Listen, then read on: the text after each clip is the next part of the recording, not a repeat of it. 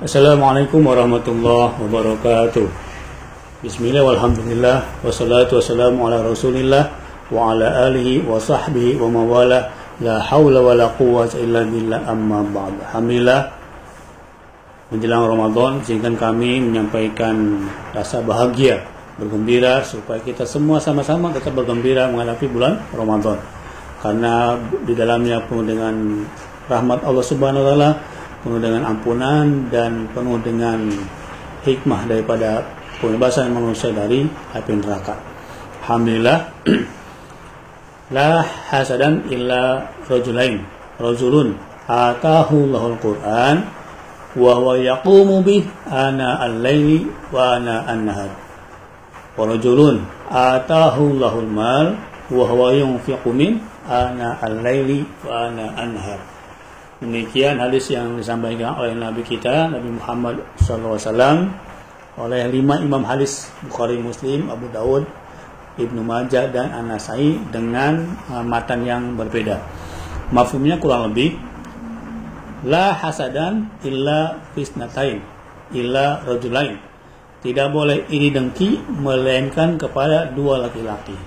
Sebagaimana kita ketahui, hasad, dengki diharamkan oleh Allah Subhanahu wa taala, sebagaimana dalam Al-Qur'an, wa min syarri hasidin idza hasad. Kita berlindung kepada Allah daripada sifat-sifat hasad. Tetapi ternyata ada 2 yang hasad diperbolehkan. Yang pertama siapa? Rajulun atahu Allahul Qur'an, laki-laki yang Allah karuniakan Al-Qur'an. Wa huwa yunfiqu min wa huwa yaqumu bih ana al-laili wa ana anhar. Kemudian dia berdiri membaca Al-Quran siang dan malam. Kita boleh iri kepada laki-laki seperti ini. Orang yang membaca Al-Quran, kemudian menghafalkannya, kemudian dia faham, mengamalkannya, kemudian mendakwakannya, subhanallah, ini mendapatkan derajat yang tinggi di sisi Allah Subhanahu wa taala, mendapatkan kemuliaan di dunia dan insya Allah kemuliaan di akhirat, dan mendapatkan berbagai macam kenikmatan yang Allah akan berikan kepada orang-orang ahlul Al-Quran. Ini yang pertama. Yang kedua siapa? Warajulun atahullahul ma, laki-laki yang Allah karuniakan harta, ya. Kemudian dengan harta tersebut wa huwa yunfiqu min, dia infakkan harta tersebut ana al-laili wa ana siang dan malam. Maka Masya Allah ada 2 yang boleh kita iri. Yang pertama adalah orang yang hafiz Quran, alim, faqih tentang Al-Quran, dia baca siang malam.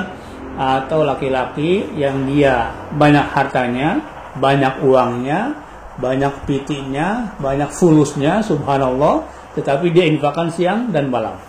Mau pilih mana? Mau pilih ahlu Al-Quran, hafal 30 juz, kemudian dia bacanya bagus, faham dakwah dan amalkan, atau pengusaha omset 30 miliar, kemudian omset tersebut profitnya diinfakkan di jalan Allah Subhanahu wa taala. Pilih A atau pilih B? Atau dua-duanya? Masya Allah, hafiz Quran juga 30 juz, bisnismen, pengusaha, miliaran omsetnya, kemudian dia infak siang dan malam. Maka Masya Allah, dari sinilah muncul tahfizpreneur, pengusaha yang hafal Quran atau hafiz Quran yang pengusaha.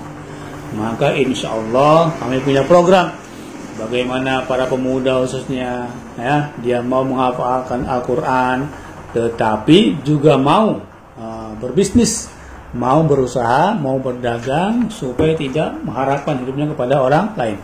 Karena masalahnya adalah banyak orang soleh yang tidak kaya dan banyak orang kaya yang tidak soleh. Nah, ini berabe, ya. Mohon maaf, orang soleh yang dia tidak kaya secara materi, dia hanya untuk kebutuhan dirinya, keluarga saja. Tetapi orang kaya yang tidak soleh, bagaimana dengan hartanya? Apakah dari jalan yang halal atau haram atau syubhat? Dia tidak tahu. Maka solusi saat ini bagaimana orang kaya soleh, orang soleh juga kaya. Nah, program tahfizpreneur, para pengusaha yang hafiz Quran atau para hafiz Quran yang pengusaha berusaha untuk menjadi solusi di tengah-tengah umat supaya apa? Supaya paham dengan ilmu agama dan juga paham ilmu bisnis. Masya Allah, maka kami menggagas, kami mengajak kepada para pemuda semua, khususnya para pedagang, tinggal pilih. Kalau kita sebagai para pemuda mau mulai dengan Al-Quran dulu, kemudian sambil bertahap dia belajar bisnis, belajar muamalah. Alhamdulillah saya pun backgroundnya S2 Ekonomi Islam dan sedang belajar sharing, berbagi buat teman-teman semua tanpa maksud menggurui, ya. Hanya sekedar sharing saja supaya apa? Supaya kebahagiaan, kenikmatan yang dirasakan oleh para hafiz Quran dan para donatur, orang-orang yang menginfakkan hartanya di jalan Allah, juga tersebar ke seluruh penjuru dunia dimanapun Anda berada. Oke, bapak-bapak, ibu-ibu, hadirin dimanapun Anda berada, dari Sabang sampai Merauke, dari Malaysia hingga Andalusia. Jadikanlah bulan Ramadan sebagai syahrul Al-Quran, sebagai bulan Al-Quran. Yuk, tingkatkan hafalan Qurannya. Yang belum hafal juz 30, jadikan target supaya di bulan Ramadan minimal bisa hafal juz 30. Yang sudah, naikkan ke juz 29, hafal juz 28 dan seterusnya. Karena subhanallah, bukan saja menghafalnya, membacanya saja diberikan nikmat karunia oleh Allah Subhanahu wa taala. La aqulu alif lam min harfun walakin alifun harfun wa lamun harfun wa mimun harfun.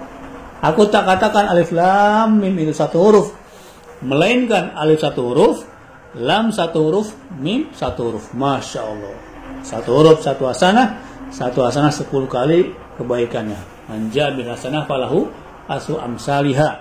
Bahkan dalam ayat yang lain, wallahu yudha'ifu liman yasha, Allah lipat gandakan pahala bagi siapa yang dikehendakinya. Maka jadikan salah satu anak cucu keturunan kita menjadi para penghafal Al-Quran. Coba satu anak kedua, ya kan. Nah, kalau belum bisa juga anak tetangga, anak sepupunya atau cucunya, jadikanlah salah satu keturunan kita menjadi para penghafal Al-Quran. Pak, kita udah berusaha menjadikan anak-anak menjadi penghafal Al-Quran, tapi banyak kendalanya. Kabullah dari pesantren, kemudian hafalannya tidak meningkat, kemudian pindah lagi pesantrennya, kemudian berbanyak macam permasalahan. Jangan putus asa, ya. Manjada wajada, dia sungguh-sungguh pasti akan dapat jalannya. Kalaupun tak ada juga, jadikan cucunya. Tak ada juga, cari anak yatim, duafa, kemudian hantarkan ke tempat rumah tahfiz, pondok pesantren tahfiz Al-Quran, dan siapkan berbagai macam fasilitas keperluannya supaya dia fokus bisa menghafal Al-Quran. Sudah dicoba supaya menjadi keluarga Al-Quran, jadi ahli Al-Quran, tetapi tak mampu juga, tak usah berkecil hati. Ada yang kedua, apa tadi? Jadi mereka menjadi pengusaha, menjadi bisnismen, mencari rezeki yang halal, dan dia mau menginfakkan hartanya di jalan Allah Subhanahu wa taala. Ini pun sama-sama diperlukan, sama-sama akan menjadi solusi di tengah gersanya umat dalam keadaan kemiskinan dan penuh dengan kebodohan. At-tajiru saduqul amin ma'an nabiyyin wasiddiqin wasyuhada. Para pedagang yang jujur, dia akan berada di belakang barisan para anbiya, para siddiqin dan syuhada. Masya Allah, ya. Dan setiap harta yang diinfakkan di jalan Allah Subhanahu wa taala dilipat gandakan berkali lipat, ya. Dan ini dua-duanya perlu. Bagaimana para ustadz bekerja sama dengan pengusaha, bagaimana para pengusaha mendampingi, ya, berkhidmat kepada alim ulama untuk memberikan, mewakafkan, menganugerahkan hartanya di jalan Allah Subhanahu wa taala. Sehingga dengan ada kerjasama antara pengusaha dan ustadz, antara orang alim dengan orang kaya, insya Allah bersama-sama menuju surganya Allah Subhanahu wa taala. Seorang hafiz Quran, kemudian dia mau surga. Oh, ini Qurannya dari orang kaya yang menginfakkan hartanya. Kemudian ustaz siap-siap ke surga, oh ongkosnya mereka yang menyiapkan. Boleh jadi, ya kan? Saling kerjasama di antara ini akan menjadi kekuatan di mana umat Islam akan kembali bangkit, dan insya Allah kita akan sambut nanti kegemilangan umat Islam, ya. Bagaimana Islam akan bangkit kembali, salah satunya lewat para pemuda, para pengusaha yang dia mau infakkan hartanya, dirinya di jalan Allah Subhanahu wa taala, mau menjadi hafiz Quran, orang alim, faqih, ilmu tentang Al-Quran, atau dia jadi pengusaha yang hartanya halal, kemudian menginfakkan hartanya siang dan malam. Ada baiknya dari Allah Subhanahu wa taala, ada kurang dari diri saya pribadi. Assalamualaikum warahmatullahi wabarakatuh.